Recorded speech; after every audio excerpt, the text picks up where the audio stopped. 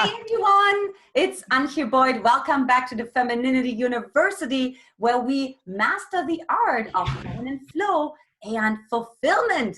And today we're going to talk about the naked feminine and how that helps you to step even more into your feminine energy. So for that, I invited my very dear friend Lisa Shield with her husband. It's a very rare treat on this interview today. Hello, you two. Hi. Hi, Antia. It's great to see you and to have Benjamin here. I am more than delighted. I mean, I can't even tell you how excited I am to have Benjamin on as well and help us really explain also more like the impact on the masculine, you know, like Yes. you guys been married for a minute, so you can share a lot about that too, you know.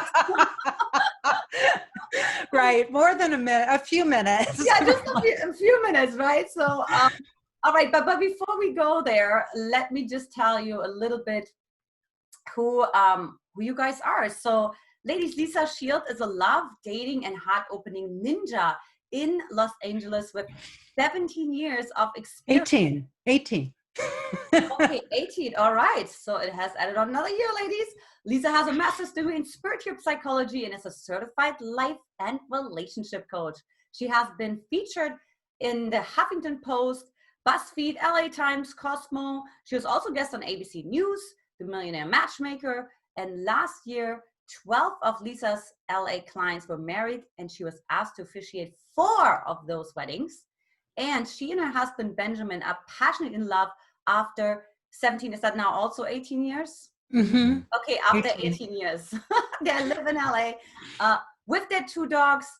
3. I forgot their names. 3 dogs. 3 dogs. Okay. Right. We need to update that bio. Yeah, you gotta update that bio. I'm just gonna wing it, you know. We have 3 puppies now. What are their names, babe? Jax, Oliver, and of course Milo just turned 13. Yeah, we have 2 babies and a 13-year-old senior dog, Milo. Ah, so cute. Ladies, you have to see those dogs. They're so sweet. You guys are like the best dog parents. So it's so sweet. So it's him. He brings up the average. It's her. Everybody thought like they got the better end of the equation, right?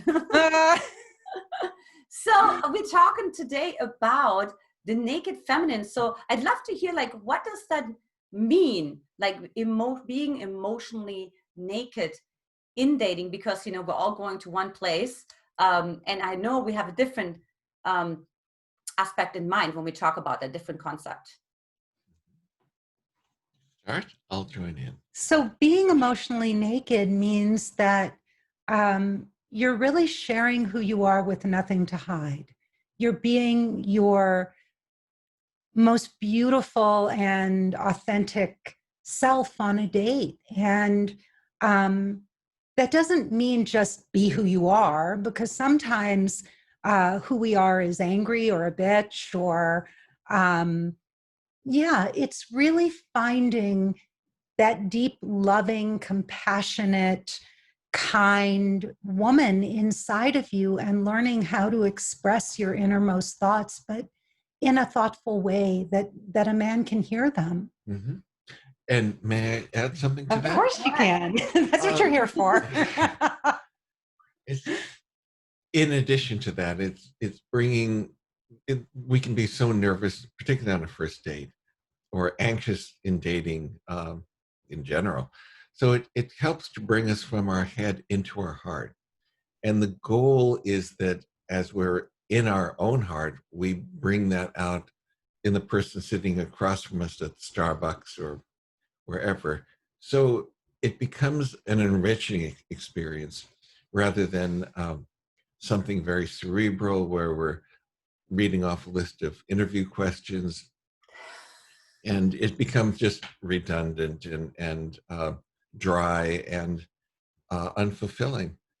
So, with these moments, even if you know there's not going to be a second date, it's an opportunity to really open our hearts, become vulnerable, and see how the other person reacts.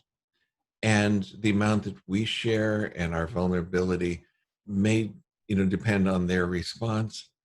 But this is how magic happens.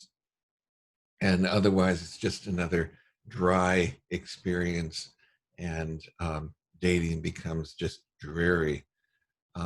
So if we look forward to each date as this enriching experience, to see how much we can share safely, with trust and safety, with another person, um, even if it's just learning so the next date will be with another person will be better, that's part of the goal.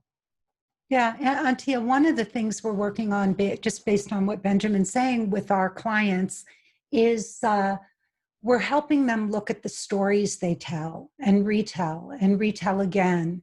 And the questions that they keep asking over and over again. As Benjamin said, it's almost like you have a card in your hand and you just keep swiping, right? Right. And it's one question after another after another. And it's the same thing over and over and over again. And the truth is, that's where dating just becomes meaningless and boring, and people are so up here in their heads, right? And so we're trying, one of the things that we've been talking about a lot lately is that when you hear yourself say things you've never said before, that's when you know you're being in the moment, and that you're really becoming more and more emotionally naked, because you're really, you're in that, you're present, and you're really in your heart, and you're not reciting something that's rote and that you've said 1,000 times to 1,000 different people. Mm-hmm. Yeah, totally. When you have like the other person say, "Oh, I normally don't share this kind of stuff. Like, what are you doing to me?" And it's even beyond that, though. It's new thought. Mm-hmm. It's being in new thought. If you're repeating things that you've said over and over again, you're in the past and you're up here. You're not in the present moment. But like, the more, even as I'm coaching and teaching and doing this work, I am astounded when I'm present with my clients. Mm-hmm. I will hear myself saying so often things I've never said before. And that's when I know I'm really there. I'm naked with the client, with me, and that's when you're naked on a date, when you're just in the present moment and you're not reciting. You're just there with that person. He says something and then you let it sit with you. Mm-hmm. And then you reflect something back, right? Not from your history bank, not from your memory bank, but you're just there, present in that moment. Our first date was that way. Yeah, I just wanted to ask a little bit more about that, which I'm sure the ladies are super curious. Well, also what's my Yeah, you story? tell your side of the story. right. He said, she said. I really fell in love with her J-date picture, because it was not just something. It wasn't just a selfie, or she was against this orange background, which turned out to be a wall, that one of her properties in, and her head was back and she was laughing. I mean, you could just tell that there was joy. And there was so much attractiveness to someone who just has a lot of joy. And so for myself, I'm never late. I get to places early. I'll circle with the car. I'll park out in front. I just, I'm a very calm person, except when it comes to being late. I think that's my trigger. And so I lived in West LA. She lived in Los Feliz. We were meeting at a restaurant on Hillhurst on Los Feliz, a Thai restaurant. And there's an intersection where there's like these 5 streets that come together around Hillhurst, around there. And I kept missing the name of the street was different on the other side. I kept missing it and driving towards downtown. And back then, I had this little, I think, Panasonic flip top, and cell reception, was really poor. So I kept, I was 10 minutes late, I was 15 minutes late, and I kept trying to call the restaurant and find my way at the same time. And the call kept dropping. And I finally got to the restaurant. I said, is there a woman that been sitting there for maybe 20 minutes by herself? And they said, yes. I said, may I speak to her? And so they give her the phone. And by this time, I kind of found my way, and I knew I'd be there in about 10 minutes. And I said, I apologized. And Lisa said, oh, that's fine. I'm just here enjoying myself. And I just, oh God, thank God. Because, getting lost and being late and not knowing the person and being afraid that she may feel stood up, and being so frustrated with the calls dropping, I was thinking, I was ready to throw the phone out the window. And I said, if anything becomes of this fill in the blank date, it'll be a blank miracle. So I screech up, right? I screech up to the front of the restaurant, and why don't you take it from there? Yeah, he just, he walked in, and Benjamin is so out of space and time. I can't even tell you what it was like meeting him for the first time. He walked in, and I was sitting down, and he took both of my hands in his, and he looked straight into my eyes, like into my soul. He just has a way of doing this. And he said, "It is so nice to meet you." And then he paused and he stopped, just, and he looked right into my eyes. It wasn't quick. It wasn't just, oh my God, or rushed or anything. He took this moment to connect with me.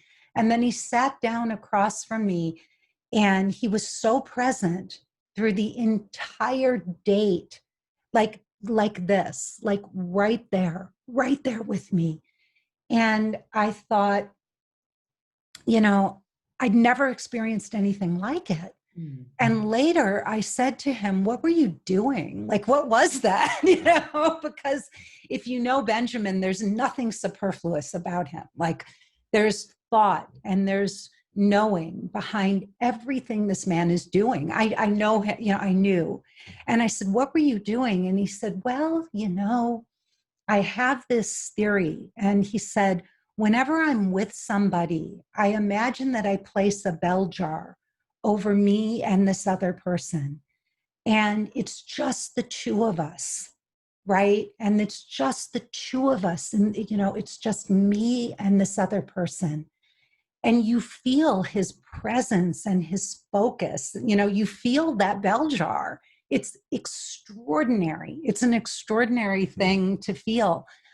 Yeah. And, everything that happened in that bell jar, Antia, there were no pre-planned questions. I wasn't asking him, like a list of things, and he wasn't asking me a list of things. We still remember almost everything we talked about that night, and it was so beautiful. And it was a conversation that I've never had with anyone else. And then we walked away, and he walked me to my car, and he said, can we do this again sometime? And I said, I'd love to. And we got to my car, and he took again my hands in his hands, and he closed his eyes. Now, talk about being in the moment. He may have done this with a million women. I don't know. I never asked. I never thought to ask. But he closed his eyes, and he put his cheek up next to my cheek. And I thought to myself, oh my God, if anybody else did this, it would be hokey new age bullshit. Right. And I thought, this guy's for real. This is for real. And to have a grown man, a 50-year-old man, close his eyes and put his cheek up next to your cheek, it was, I've never, ever, I mean, it was a moment I will never forget. And I thought, this man is special. There's something different about him. And that was an emotionally naked date. Mm-hmm. And for me, I took myself offline Lisa was about to leave for Southeast Asia on a business trip for 3.5 weeks or so, and I marked the date that she was coming back, and I called her on that very day, and we've been together ever since.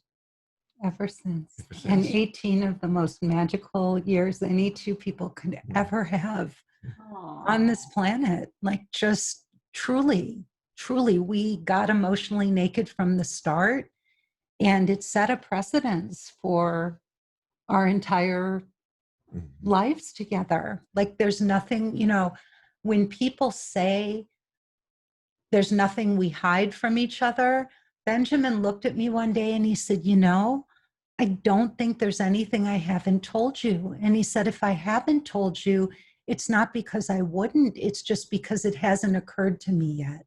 Mm-hmm. Yeah, totally. I mean, we can totally tell from your energies too. And Lisa, what was it for you? Because of course the women are like, wow, you were patient on that date. I would have left after 10 minutes, or I would have ripped his head off, or I would have, you know what I mean? So were you always this way, or was there like No. something where, since we're talking about the feminine, right, the different aspects of feminine, what was it for you that really helped you to enjoy yourself, like what Benjamin said, right? I'm just here and enjoying myself. And so, first of all, I'm going to tell you a little, just a weird synchronicity. My middle name is Joy. Oh, really? I had no idea. And Benjamin's mother's name, her middle name was Joy, but she called herself Joy. That was her name, which is an odd, it's just a synchronicity, but it's really lovely, right? And Eckhart Tolle, I was reading The Power of Now, and he said, when somebody's late, don't say, where are you? Or when he said, just say, I'm sitting here enjoying myself.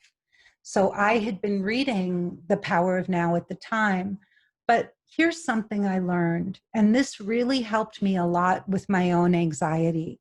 Instead of getting reactive, I would ask myself, what would be attractive behavior? What would be attractive? So instead of just getting reactive in the moment and lashing out, or having that knee-jerk reaction, I would say to myself, what is the most attractive thing I could do right now?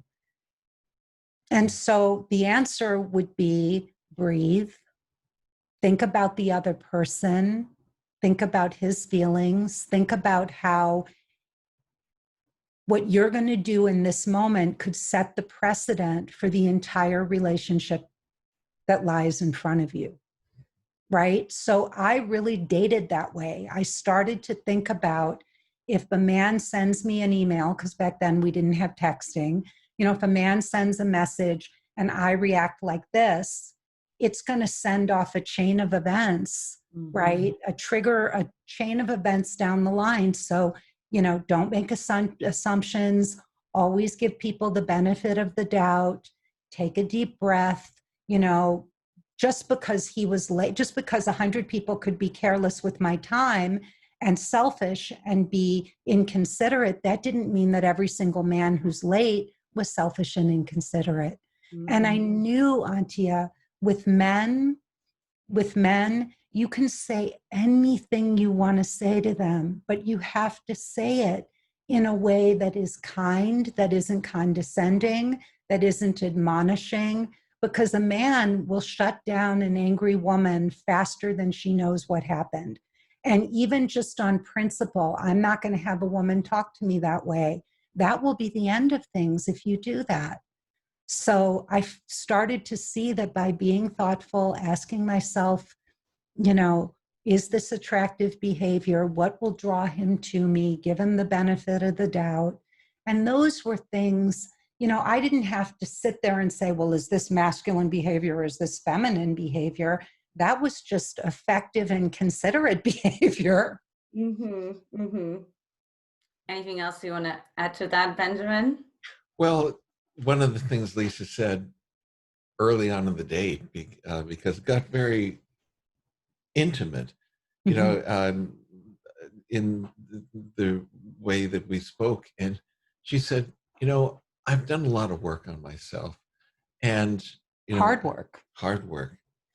And I forgot the exact quote you used, but that right now you're looking for someone to have fun with, to enjoy life with. I forgot the exact Well, one words. thing I know, Antia, is that women, because we process so much, we are so complex, and we weigh men down sometimes with our emotion and our complexity. So I think and I had done that. I had been so intense for so long that I think I really scared a lot of men away, because I know now from years of experience and all, men just, they have a shorter bandwidth for those things. And so I realized that that just didn't work. And so I did my own work. I went through therapy. I worked with Don Miguel Ruiz, the author of The Four Agreements, and I got my master's in spiritual psychology, but I did a ton of work, Landmark Forum, 12-step, whatever I could find at the time. But I knew that what was really the relationship I really wanted was I wanted to find a playmate, a lover, a best friend, and I wanted it finally for the first time in my life to be easy and playful and fun. And I finally figured out that for a really great guy, it's not that they can't handle the intensity sometimes, but not all the time, So with Benjamin, I said, look, I've been working hard on myself since I left my last husband. And I said, I'm done working hard. All I want to do is find a great guy and have fun. And that this man went home and took his profile down. Right. When she said that, I put my hands together and quietly to myself said, thank you, God. Sometimes prayers are being answered, Benjamin. Yeah. Right? I mean, that is what a man would like to hear, that it's not going to be all about processing, and that someone really wants to enjoy life, and it's been easy. It's been so easy. Yeah, we have so much fun.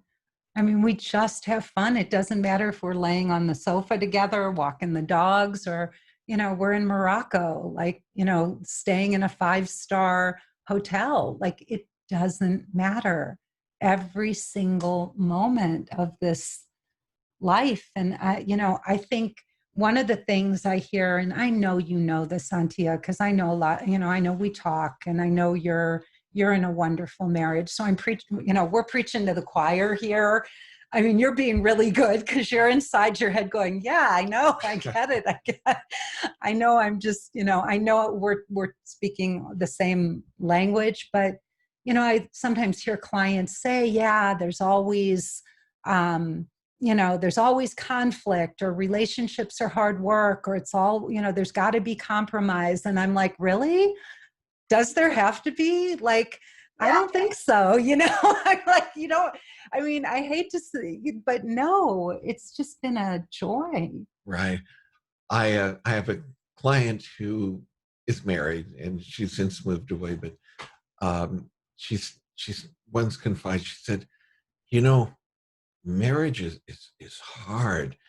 And that evening I told Lisa, I said, the people that say that marriage is hard are probably the same people that said being single is hard.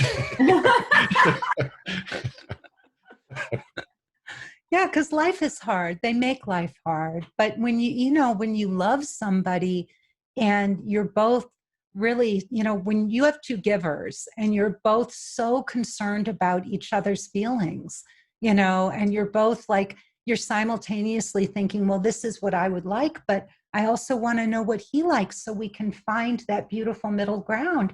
It's like you're on a bicycle or a teeter-totter, and you're always just looking for balance, Mm-hmm. and you somehow that love and that caring, you find it, Yeah, totally. Pauline, I see that sometimes in those reality TV shows when the experts say, marriage is hard. And I always look at Brody, I'm like, did we miss something? I don't know, maybe we have like another phase. Yeah, yeah. But I was like in this other training, right? And this guy's like, oh, so you've been together 7 years with your husband. So when did the honeymoon stop? Like 1 year? And I'm like, I kind of want to still on.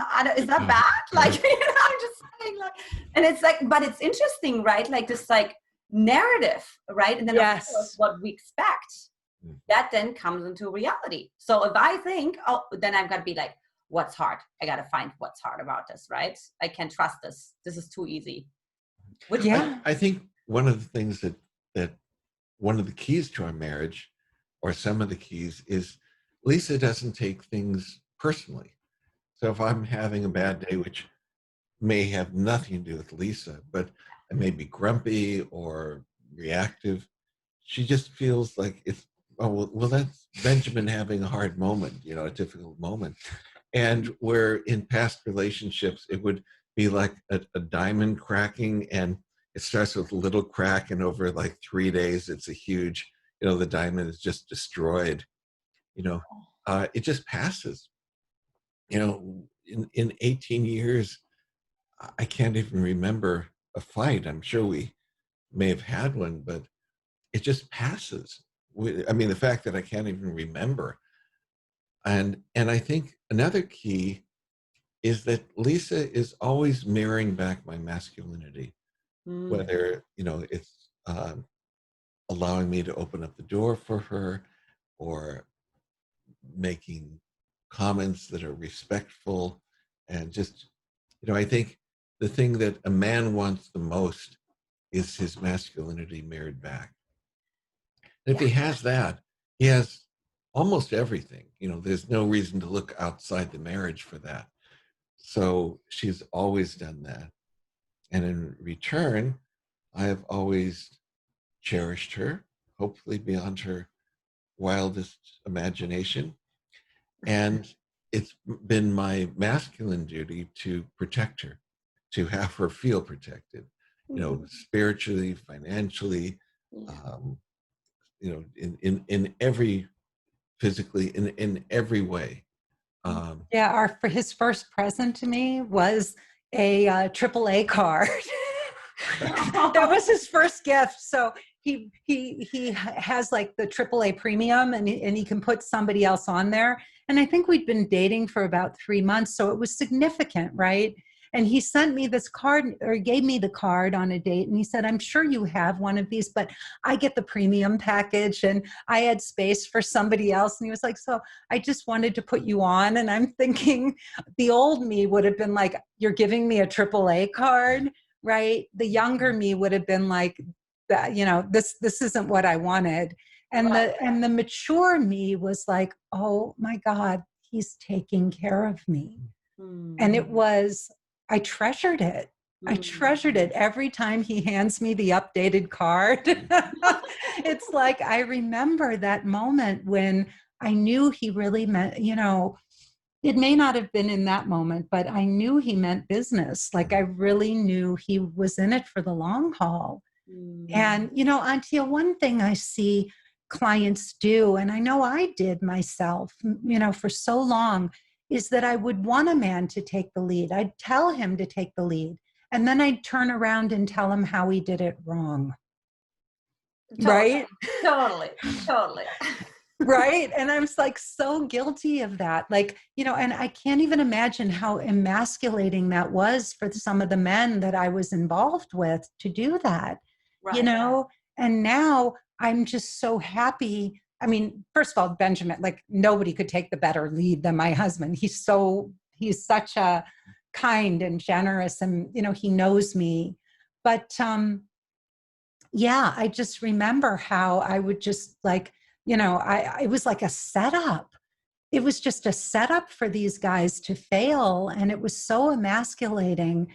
And now I love telling him how amazing he is, and how, it's just, I look for ways to just praise him and, tell him in a million ways. People would be all day long throughout the day. I mean, a day wouldn't go by without me probably giving Benjamin 20, or more amazing compliments and thank yous, at least, right? Mm-hmm.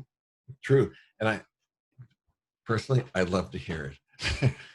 And probably there are an equal amount of little things, occasionally big things I do, but just to show her that Constantly. that I care and, take care of her. Oh my goodness. Like this man, he's a body worker. His profession is, he's one of the top body workers in the world. And if I have an ache or a pain, or he could be falling over from exhaustion, and this man will say, come on, let's go in the treatment room. And he will work on my head. I fell off a horse, so I have a neck injury, and he will put my neck back together so that I can think, or he'll work on my feet. I have, some stuff with my feet that's very painful, and he will do anything, even if it, like in the middle of the night, he's like, no, just wake me up. He takes care of me. Like even during COVID, he's in there, doing everything he can possibly do, refinancing, like going over our money, our investments, everything, getting the insurance for the new puppies. This man takes care of me in probably more ways than I will ever, ever, ever begin to imagine. Yeah. It's like, what I really see is too, that what it took for you, Lisa, was also the increasing your capacity to receive. Yes. And opening up and getting emotionally naked and asking for what I wanted. In my first marriage, Antia, my ex-husband and I went down to the discount jewelry mart in Los Angeles, and we each paid $60 for our little gold wedding bands. He didn't even buy my wedding band for me, $60. And I made that okay for myself. I made that okay because I told myself, I'm not like those superficial women. I have love. I have this great guy who wasn't so great, by the way. Right. And I made it okay when inside I really wanted a man to want to do those things for me. When I met Benjamin, he said, I said, I don't need a diamond ring, because I calculated how many hours he'd have to work to buy me a ring. And I was like, I'd rather have the time. And he looked at me and he said, no wife of mine is not going to have a diamond ring. He said, I am getting you a ring. He said, go out. He said, you're going to wear this ring every day for the rest of your life. He said, go out and look and, see what you like. And I found a ring that I thought was beautiful. And he went right down to the store. He didn't even ask me. He just went right down and put a deposit on it. I love it. It's like an action taker, right? It's like an action taker. It's like a man you can build a life with, because there's like actions that follow. Benjamin takes action, Auntie. I can't even say to him, I went shopping and I saw this. I went shopping. I went to pick up some eyeglasses at a store on, I think it was on Melrose or something. I went up to pick up some eyeglasses that were ready. And next door, there was this gorgeous, like $600 tissue thin orange cashmere scarf. I mean, it was stunning. And I was waiting for the shop to open. So I was in there and I was trying on this scarf. And I came home and I said, I saw the most beautiful scarf at this store.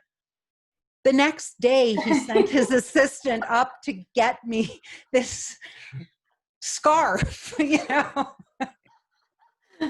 not a reverse, Lisa. Right now, you gotta watch what you say. Exactly. I do. I got a Jaguar. I ran in the house. He had a client who had a Jaguar XK parked in our driveway. And I ran in the house and I said, oh my God, that was the most gorgeous car I have ever seen. Antia, 2 weeks later, that car was in my driveway for my birthday. My ex-husband wouldn't even buy me a $60 wedding band. Yeah. And this one, I can't open my mouth. Yeah. Because it's like he'll go do it. Oh, you too. Oh my God. I could just like talk forever. I know we're like Aw. a time, but wow. I mean, I'm just gobbling it up, honestly. Aw. Like it's so Wow. beautiful. It's so inspiring. And like, I feel like we definitely need to continue this conversation. Thank I you, just sweetie. resonate with so much that you have to share. And yeah. Well, the So one thing I will say is that I didn't start out here, and neither did Benjamin. We were writing my book. We're writing Naked Dating together, and this book is going to be a knockout.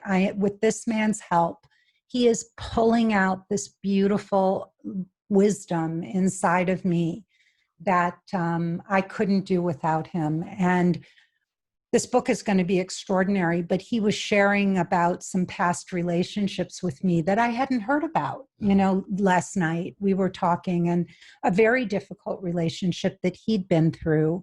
And I was like, wow, that was like my marriage. He had been through a tough relationship with a woman that was, arguing and fighting. I couldn't even imagine. And it was so amazing. It was just shocking, but amazing to hear that. And I just thought, wow, we all go through so much to get here, right? mm-hmm. And for anybody that thinks that we're lucky or we won the lottery or whatever you want to tell yourselves, like, get over it, because we have been through hell and back again with our relationships, with our childhoods, with our upbringings. We've had it, we just like anybody else out there, but we did the work to get here. Benjamin did 8 years of therapy and coaching with a mentor that he admired and loved, and group coaching. And I did all the courses and programs I did. Yeah. And when we were ready, we found each other. Ladies are all like, let's do it all together. Isn't she adorable? I know. She's the best. This one, of course, you have an amazing relationship, Auntie. You have so much joy and light and wisdom. Yeah, it's such a pleasure. I love talking with you. It's a pleasure. Yeah, thank you for pleasure. having us on. I'm so delighted. So for Lisa, obviously for all the ladies who are like, I want that same relationship. How do I get there? What's the first step? I know you have like a free gift. And I knew you were going to ask me the name of my free gift. And I have to tell you that we just changed the name of it. So I have to go to my own website so that I can tell you what the name is, because I don't even remember. I just redid this presentation. I always get that wrong. Hang on. Yeah, I always call it a presentation, and it's a presentation. So it's called The 5 Essential Shifts I've Given My Successful Female Clients to Cut Through the Game, Stop Settling, and Attract the Guardian of Their Soul. Guardian of your soul, ladies. Sorry, I just wanted to say, like, I know what you're talking about. This man is the guardian of my soul. Aww. And this presentation is extraordinary. Like, if I tell you, do not miss this thing. I am so proud of it. I put so much work into it, and it will be the best. We say 45 minutes. I'm going to tell you a little secret. It's 51 minutes. So it will be the best 51 minutes you've ever spent on your love life in forever, because it really is amazing. How do you get to it? You go to lisashield.com. Oh, we click on the link below, so we'll have. Or there's a link. They'll have a link right to like right to the presentation. Yeah, but it's amazing. It is truly amazing. We spent weeks and weeks, months working on this thing, really making sure. Like, my thing is, if I'm going to put it out there and I'm going to put my name on it, it better be damn good. So please, ladies, watch this thing. It really is amazing. You'll learn so much from it. Shield.com. Well, she has a link. Okay, below. Yes, the link will be right below this video. Yeah. I also have like, totally. Benjamin's see, look how he's protecting me. That's so sweet. I'm like, I have a husband too. He's making sure all the back end is like, rocking and rolling. Benjamin, don't worry about it. Like, we got it. I'm my guardian of my soul. Like he's the guardian of Yeah, he's putting those links in for everybody. the guardian of all the links, you know? The guardian of the links, the keeper of the links. Yeah. That is so funny. That is Oh, so you too. funny. Well, Oh, it's been such a lovely. delight. And I mean, my heart is like smiling, and I'm sure the ladies' hearts are smiling, and so encouraging, so inspiring. Because it's one thing to learn some theories, and it's another thing to really witness the love that you two share and your journey. So thank you so much for this really rare treat. I mean, I just feel really like, I'm going to fly. Our pleasure. It's our pleasure, Antia. Thank you so much. Thank you. Oh, thank you. And for the ladies, I will talk to you next time. Take care. Bye-bye.